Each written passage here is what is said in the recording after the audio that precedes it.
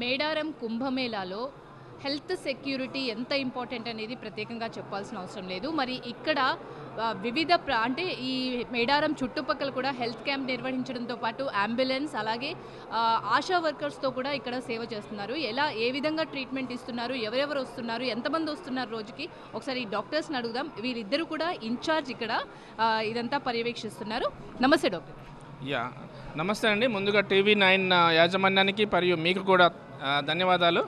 So మన ప్రభుత్వ ఆదేశాల మేరకు మనం ఈరోజు అంటే నిన్న నుండి మొదటి ఘట్టం స్టార్ట్ అయిన శ్రీ సమ్మక్క సారక్క జాతరలో లైజన్ ఆఫీసర్గా నాకు doctor Madhusudan DMNHO Bhupalpally, doctor Sambasiva Rao DMNHO హన్మకొండలు కూడా నాకు ప్రభుత్వం ఇన్ కోఆర్డినేషన్ కొరకు ఇవ్వడం జరిగింది.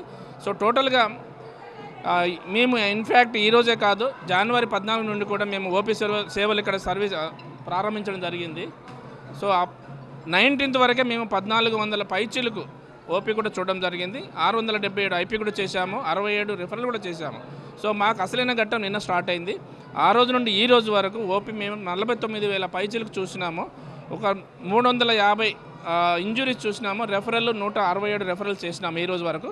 అందులో మనకు ముఖ్యంగా ఇదంతా సేవలు చేయడానికి ఏంటంటే మేము ఓవరాల్గా 73 క్యాంపులు పెట్టుకున్నాము మేడారం జాతర సందర్భంగా. ఈ మేడారం కోర్ ఏరియాలో 30 ప్లస్ ఇప్పుడు మీరు ఇంటర్వ్యూ చేస్తున్న ప్రదేశం ఏదైతే ఉందో తాత్కాలిక ఆసుపత్రి అదొకటి. సో దీంట్లో మేము 1126 మందిని డిప్లాయ్ చేసుకున్నాం. భద్రాద్రి కొత్తగూడెం నుండి, వరంగల్, మహబూబాద్, భూపాల్పల్లి, జనగాం, హన్మకొండ నుండి. వీరితో పాటు MGM నుండి 9 స్పెషాలిటీ సర్వీసెస్ వాళ్ళు ఒక అసిస్టెంట్ ప్రొఫెసర్ వస్తారు, 2 PGలు వస్తారు. వీళ్ళు కూడా వచ్చి ఇక్కడ సంబంధిత స్పెషాలిటీ సేవలు అందించడం జరుగుతుంది. సో ఇప్పుడు అలానే IMA వాళ్ళు కూడా మాకు సహాయ సహకారాలు అందిస్తున్నారు. రోజుకొక కార్డియాలజిస్ట్ కూడా మొదటిసారి కార్డియాలజిస్ట్ కూడా వస్తున్నాడు, సూపర్ స్పెషలిస్ట్, న్యూరో సర్జన్ కూడా వచ్చారు ఇవాళ. అఫ్కోర్స్ వాళ్ళు చూసేది కాకపోయినా అవసరం ఉంటే ఉపయోగించుకోవడానికి వచ్చారు చూడడానికి. సో ఈ విధంగా సేవలు అందిస్తున్నాం. మనకి ఎక్కువగా వచ్చే కేసులు ఏంటంటే ప్రస్తుతము గ్యాస్ట్రైటిస్ అంటే కొంచెం ఉదరం అంటే పొట్ట ఉబ్బడము, పొట్ట నొప్పి, తర్వాత వాంతులు, విరేచనాలు, శ్వాసకోశ సంబంధిత వ్యాధులు. శ్వాసకోశ సంబంధించిన అంటే దగ్గు, జలుబు, తుమ్ములు, ముక్కు పట్టేయడం, గొంతు పట్టేయడం లాంటి లక్షణాలతో వస్తున్న సిబ్బంది ఎక్కువగా ఉన్నారు. ఎక్కువగా ఏ వయసు వాళ్ళు వస్తున్నారు డాక్టర్ గారు? మీరు ఎలా పర్యవేక్షిస్తారు? మనకు చిన్నపిల్లలు ఎక్కువగా కనబడుతున్నారు ఈరోజు. అయితే రోజువారీగా మనం చూసినట్టయితే చిన్నపిల్లల్లో ప్రముఖంగా కన్వల్షన్స్ అనేటువంటి చిన్న మైల్డ్ ఫీవర్ కూడా కన్వల్షన్స్ అబ్జర్వ్ చేయడం జరుగుతుంది. ఫెబ్రవరి కన్వల్షన్లు అంటారు. బట్ ఇక్కడికి రాగానే స్టేబుల్ అవుతున్నారు, వెళ్ళిపోవడం జరుగుతుంది. ఎక్కడ కూడా ఏమీ ఇబ్బంది లేదు.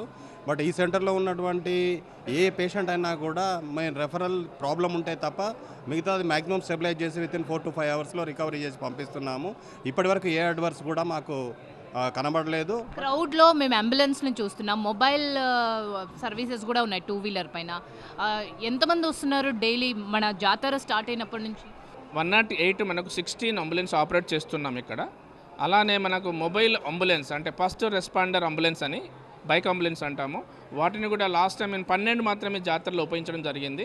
వాటి ఉపయోగం ఏంటంటే మీకు తెలుసు, అందరికీ తెలుసు, ఏమంటే అంబులెన్స్ అంటే 4 వీలర్స్ వెళ్ళలేని చోట ఇది సులభంగా వెళ్ళి అక్కడ పేషెంట్ స్టెబిలైజ్ చేసి మళ్ళీ అంబులెన్స్ చోటుకు తీసుకొచ్చి హాస్పిటల్ తీసుకురావడం. సో అటువంటి ఈసారి ప్రభుత్వం 40 ఇచ్చింది. సో వాటి సేవలు కూడా బాగా వినియోగించుకుంటున్నాము. ఈసారి అంబులెన్స్ సర్వీసెస్ మేము కొనియాడుతున్నాము. తర్వాత మాస్కులు ఈసారి 100 చాలా అంటే చాలా 17 లక్షల మాస్కులు మాకు అంటే హెల్త్ సెక్రటరీ కానీ, కమిషనర్ ఆఫ్ ఫ్యామిలీ వెల్ఫేర్ కానీ 17 లక్షలు. అసలు 2022 కోవిడ్ అంతమయ్యే ఇయర్లో కూడా మేము ఇన్ని మాస్కులు వాడలేదు ఈసారి. వితౌట్ మాస్క్ రావద్దని కూడా చెప్తున్నాము. అక్కడ ఆశాను పెట్టి కూడా మాస్క్ ఇచ్చి లోపలికి రమ్మని చెప్తున్నాం.